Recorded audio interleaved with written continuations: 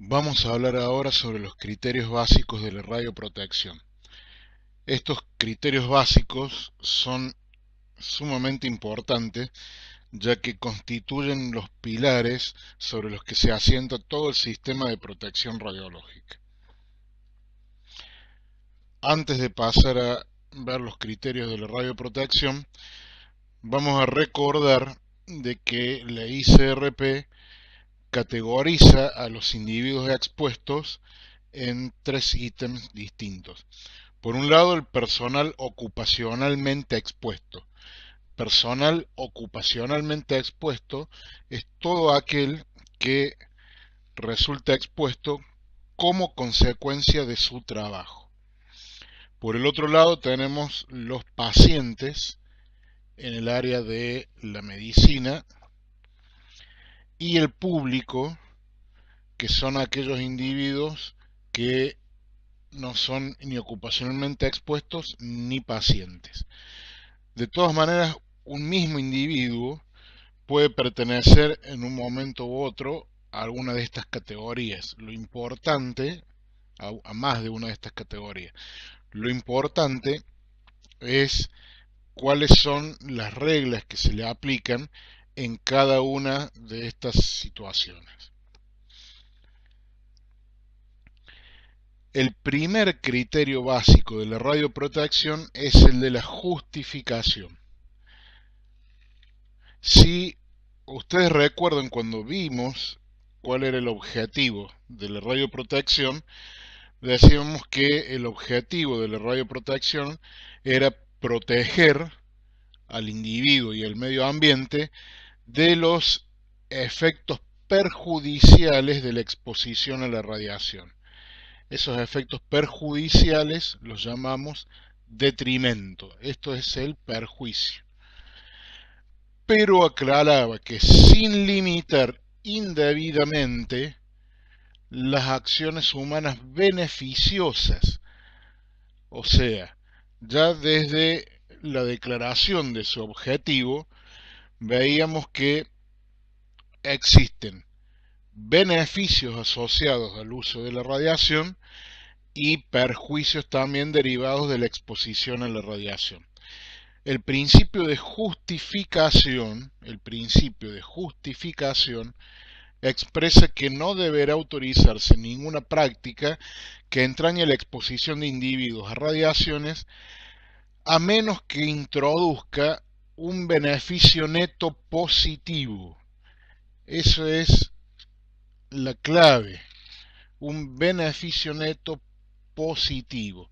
O sea, el beneficio menos el detrimento tiene que ser positivo, teniendo en cuenta el detrimento radiológico resultante. Entonces, ¿eso cómo lo podemos expresar? Lo podemos expresar de esta forma, donde esto es el beneficio neto. Esto es el beneficio neto. Esto es el beneficio en bruto.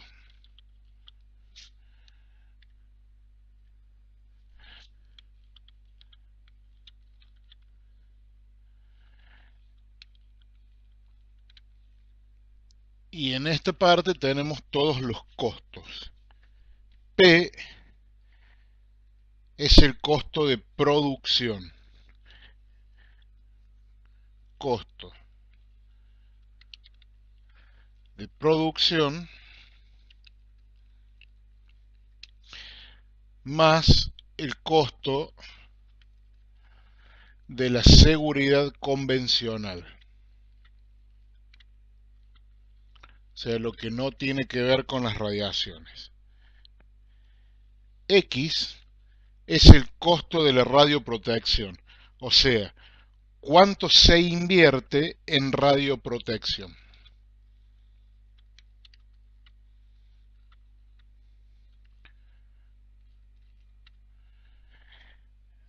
E Y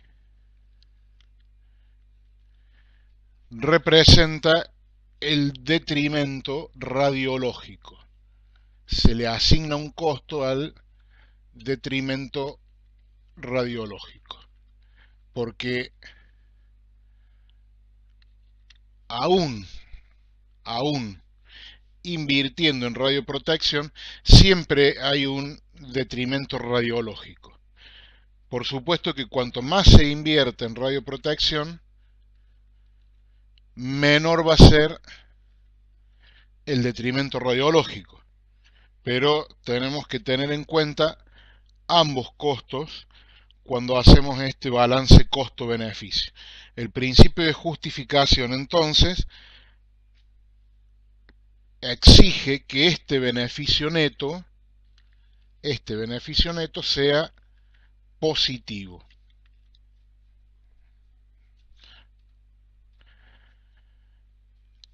La autoridad regulatoria en su norma AR10.1.1 expresa explícitamente que toda práctica que se introduzca debe estar justificada.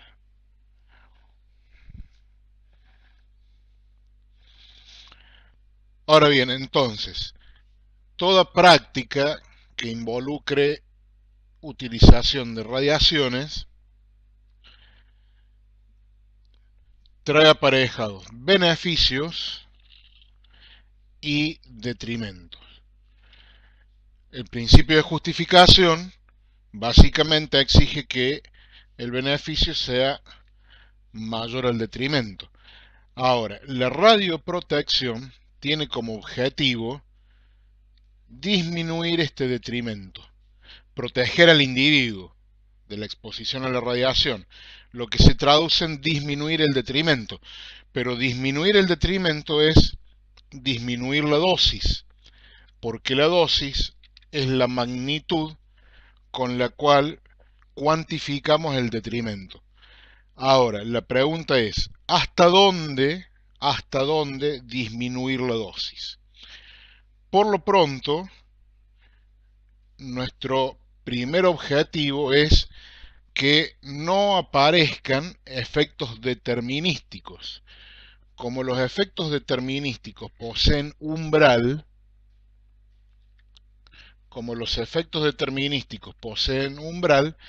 entonces vamos a disminuir la dosis, el objetivo va a ser disminuir la dosis hasta situarnos por debajo del umbral de efectos determinísticos.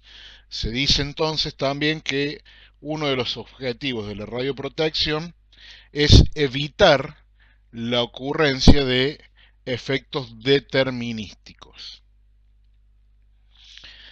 Pero, aunque estemos situados por debajo del umbral de los efectos determinísticos, todavía existe el riesgo de ocurrencia de efectos probabilísticos o estocásticos. Y ese riesgo de ocurrencia de efectos probabilísticos aumenta con la dosis y disminuye cuando disminuye la dosis. Por lo tanto, vamos a seguir reduciendo las dosis hasta que lleguemos a un valor de riesgo aceptable. Cuando logremos un valor de riesgo considerado aceptable, ese límite de riesgo va a constituir un límite de dosis, porque hay una relación lineal sin umbral entre riesgo y dosis. Entonces, disminuimos las dosis hasta situarnos por debajo de los límites de dosis. ¿Qué es lo que nos dice la autoridad regulatoria en la norma AR10.1.1 sobre los límites de dosis? Durante la operación normal de una instalación o la realización de una práctica, ningún individuo debe ser expuesto a dosis de radiación superiores a los límites establecidos. Estos límites de dosis se aplican a cada trabajador y a miembros del público. Entonces, los límites de dosis son aplicables a trabajadores y a miembros del público. A los pacientes de medicina no se les aplican límites de dosis. Para computar la dosis efectiva total a comparar con los límites correspondientes, se deben sumar la dosis efectiva en un año debido a exposición externa y la dosis efectiva comprometida debido a incorporaciones en ese mismo año. O sea, cuando hablamos de límites de dosis, ese límite de dosis es aplicado a la dosis total, a la suma de la dosis por irradiación externa más la dosis por incorporación. La dosis por incorporación se obtiene calculando la dosis efectiva comprometida debida a incorporaciones en el año en cuestión. Ahora bien, ¿cuál es el lapso de tiempo que se usa para calcular la dosis efectiva comprometida? En los casos de los trabajadores y del público, que es cuando aplicamos los límites de dosis, se deben integrar las tasas de dosis debidas a una incorporación sobre 50 años para trabajadores y 70 años sobre el público. O sea que debemos sumar a la dosis efectiva por exposición externa la dosis efectiva comprometida a 50 años para trabajadores y la dosis efectiva comprometida a 70 años para miembros del público. Esto es muy importante. En el cómputo de las dosis recibidas por los trabajadores y miembros del público, no deben incluirse las dosis originadas en la exposición médica. Cuando llevamos un control de la dosis, si un trabajador recibe un tratamiento o se realiza un diagnóstico utilizando material radioactivo, ese paciente, que es al mismo tiempo trabajador, va a recibir una dosis como resultado de ese diagnóstico o tratamiento, pero esa dosis no debe sumarse a la dosis ocupacional.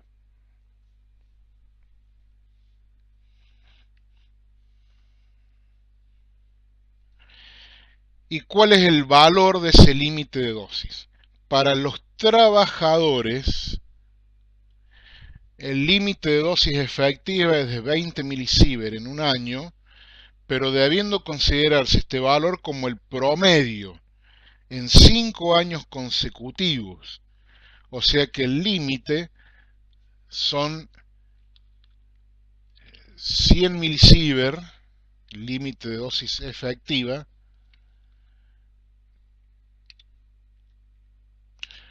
o sea que el límite para los trabajadores es de 100 milisievert en 5 años y no más de 50 milisievert en un único año. Estos son los límites de dosis efectiva para trabajadores.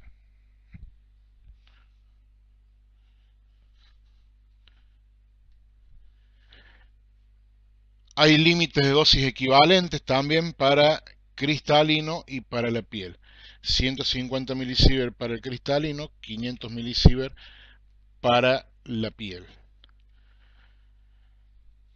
Ahora bien, para los trabajadores, ¿cómo se verifica el cumplimiento de esos límites? La dosis por irradiación externa superficial, o sea, las dosis en piel, en manos y en pies, habíamos dicho que se utilizaba para medir la dosis equivalente superficial a una profundidad de 0,07 milímetros, la dosis equivalente personal.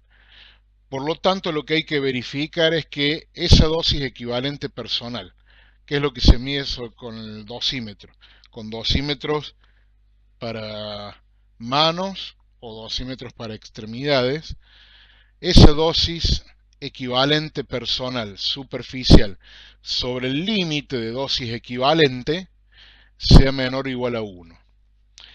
Y a su vez, para irradiación externa e incorporación, hay que verificar que la dosis equivalente personal a una profundidad de 10 milímetros, con esto medimos dosis por irradiación externa, dosis efectiva por irradiación externa, sobre los 20 milisievert que constituyen el límite promediado en 5 años, más, ¿qué es esto? Estas son las incorporaciones. Es una sumatoria porque se puede incorporar más de un radionucleído. Esto sería la incorporación de cada radionucleído. Y lo que tenemos en el denominador, este ILJ, es lo mundialmente conocido como el ALI de un radionucleído, de cada uno de los radionucleídos. ¿Qué es un ALI? Un ALI son las siglas en inglés de límite anual de incorporación. Es un límite secundario, derivado del límite primario, que es el límite de dosis. Para exposición interna, porque fíjense que es un límite de incorporación. Es un límite de incorporación, en realidad es una actividad. ¿Y qué es exactamente el ALI? Es el valor de la incorporación, o sea, de la actividad, es una actividad, de la actividad incorporada de un dado radionucleído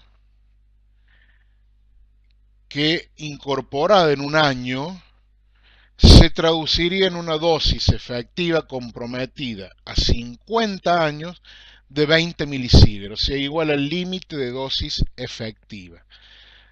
Si tenemos entonces un individuo que incorpora una actividad de un determinado radionucleído igual a un ALI,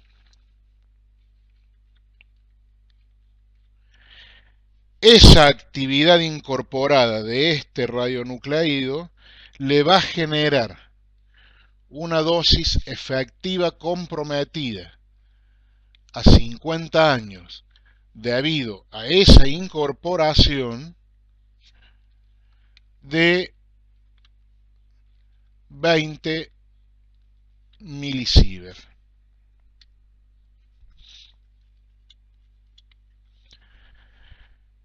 Entonces, cada radionucleído va a tener un valor distinto de ALI. ¿Por qué? Porque cada radionucleído va a necesitar de una actividad distinta para producir una dosis efectiva comprometida a 50 años de 20 milisievert. Recuerden entonces que es una actividad incorporada. ¿Y cómo se obtiene el valor numérico del ALI? Si ustedes recuerdan, habíamos dicho que cuando teníamos incorporación, la forma de calcular la dosis efectiva comprometida a 50 años debido a la incorporación de una cierta actividad era obteniendo de la norma regulatoria 1 el factor dosimétrico correspondiente. Esto dependía del radionucleído y de la forma de incorporación.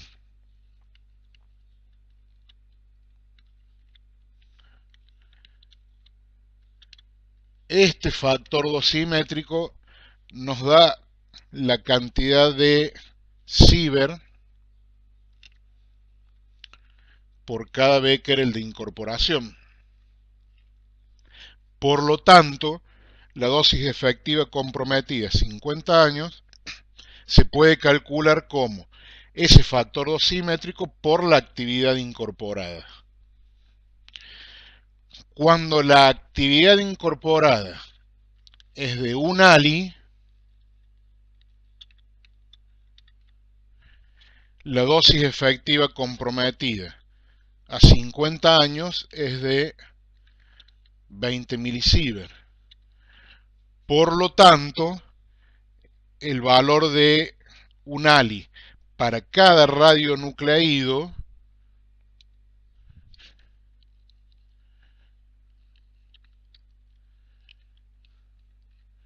lo podremos obtener como el cociente entre la dosis efectiva comprometida a 50 años de 20 milisievert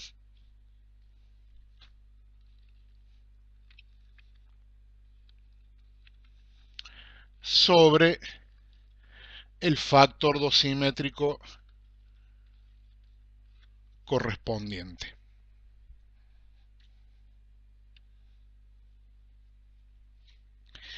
¿Qué pasa con los miembros del público? Para los miembros del público, el límite de dosis se aplica a la llamada dosis promedio en el grupo crítico. Ya vamos a ver cuando veamos exposición del público a qué se denomina grupo crítico. El límite de dosis efectiva es 1 milisievert año.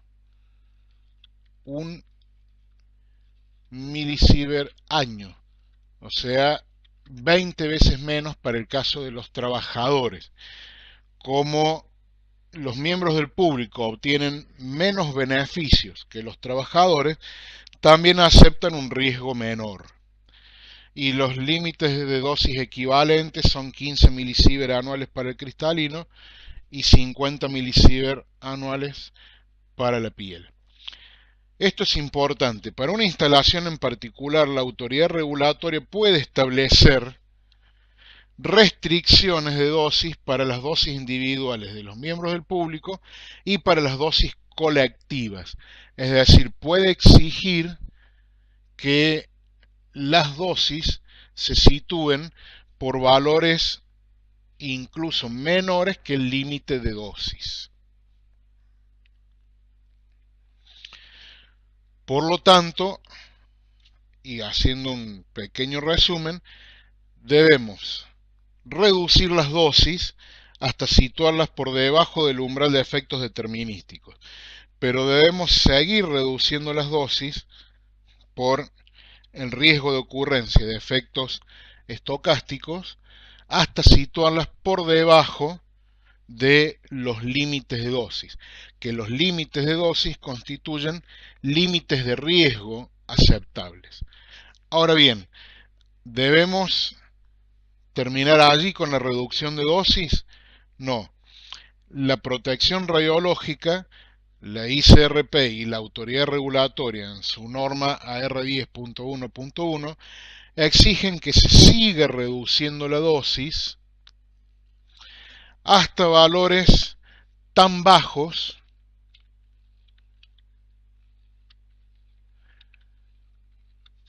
como sea razonablemente alcanzable.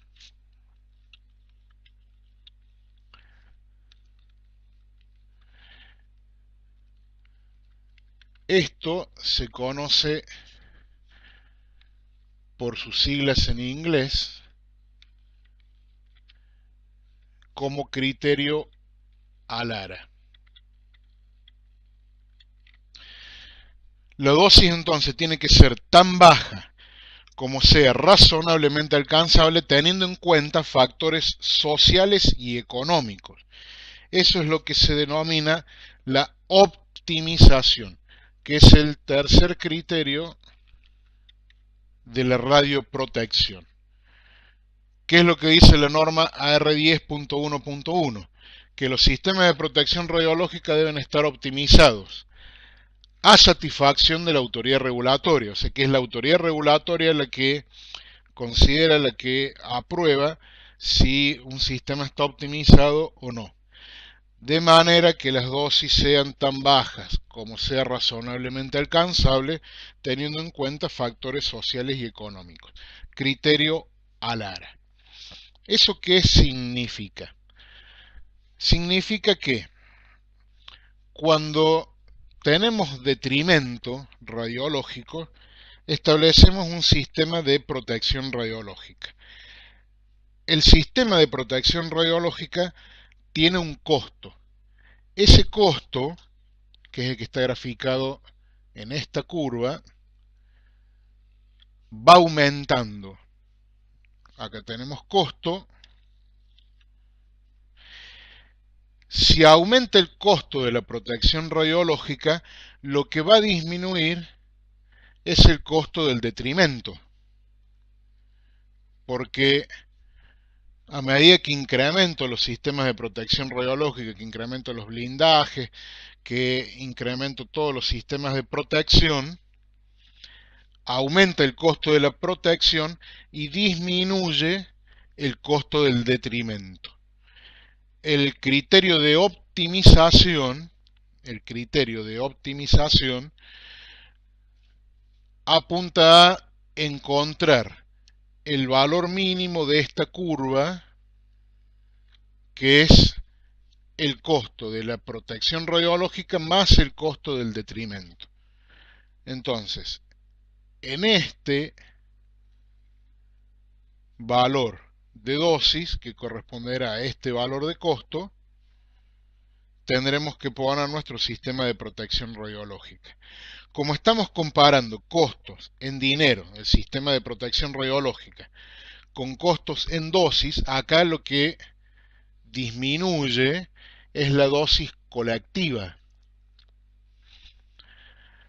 Debemos darle un valor económico a la dosis colectiva para poder compararlo adecuadamente. La norma AR10.1.1 fija un valor de $10.000 estadounidenses por cada ciberhombre. Esa es la equivalencia a los fines de optimización entre dosis colectiva y costo del detrimento.